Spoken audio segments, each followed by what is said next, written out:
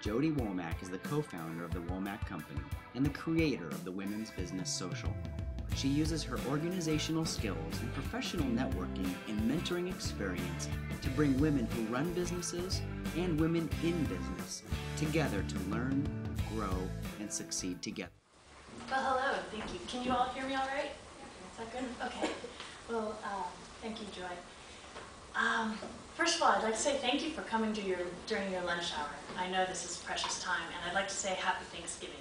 It's a big holiday in the States, and it makes me feel very grateful to be here. Hi, come on in. Welcome. So while I'm introducing myself, if you happen to have your business cards on you, go ahead and get those out. I know that's asking quite a bit while you're in the bank, but if you happen to have them, we'll use them later. Like I said, my name's Jodi Womack with the Womack Company. In addition to founding our own company, I also founded the Women's Business Social, and I'll be talking about that in the three topics that the panelists and I are speaking of today.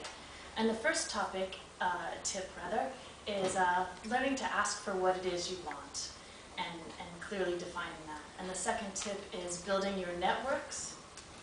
And the third is how to use your mentors. About a year ago, I actually went to dinner with two of my girlfriends that are business owners, and while we were talking, I mentioned some other business owners' names, and I was shocked that they hadn't met, and we're all come from this very small town, and I thought, what a missed opportunity that they didn't know each other and use each other's services and build their own networks in that way. And so I started thinking about creating this symposium of women in business and creating something vibrant and outgoing. I really felt that they would gain value from it.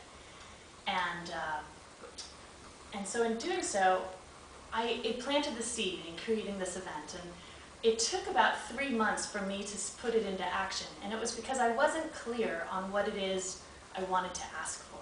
And so the first tip in asking for what you want is knowing. And one of the ways that really helped me clearly define that was journaling and writing. Before I was willing to put it out in the world, it was, going through all my fears and concerns of putting something out that meant something to me and that I thought could be great, and what if it isn't, and what if nobody comes, and what if it isn't appreciated. So I wanted to share a couple of business concepts that I've been learning through putting together this Women's Social and bringing people in business together. Number one, ask for what you want. And the assumption behind that is knowing what you want, knowing what your business stands for, and knowing what your business won't stand for. And that's been instrumental to me to clarify my intentions and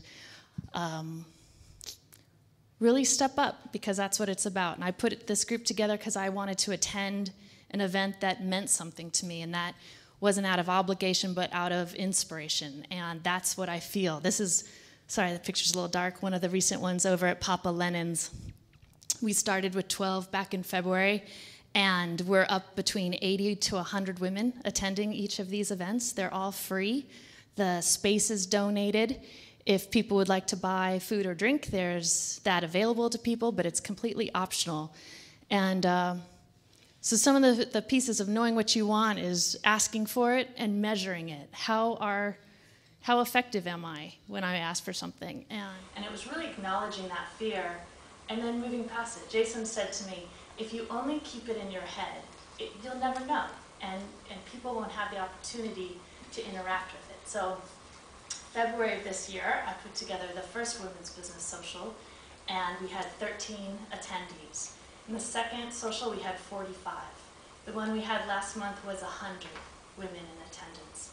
And they're driving from as far as 60 miles away because they've heard and they've seen it online, they've seen it on the networks, and they've heard from their friends of the value that they're receiving from showing up in person. And so I'm actually very proud, and there's one of these women's socials this evening over at the Marriott, and I'll tell you more about that later.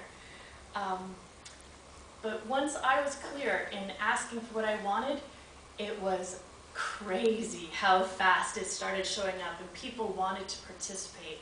And that's the second tip, is building your network all along and before you need it. Because once it is, you do know what you're asking for, there's power in putting it out in word and in writing, because people will show up. And you never know I find I never know how people want to contribute until I put it out there and let them bring their resources to the table. And so I just wanted to get a sense of the group here. How many of you are currently using online social media tools like LinkedIn, Bebo, Spoke, anything like that? Oh, good. That's great. That's quite a lot of you. When I was invited to be on this panel, one of the first things I did was I Googled the other panelists and speakers to find out what they were involved in, what are they known for, what charities or NGOs are they a part of, what business groups do they find important. And so in doing that, I'm creating community and networking. Joy and I have been speaking, or not speaking, but emailing back and forth for months about other topics and this as well. And there's real power in getting to know people online, and then when you show up in person, there's that much more to build upon. So I encourage you to build those networks, build your own, let people know what it is and how they can support and assist you. So that's the online tools.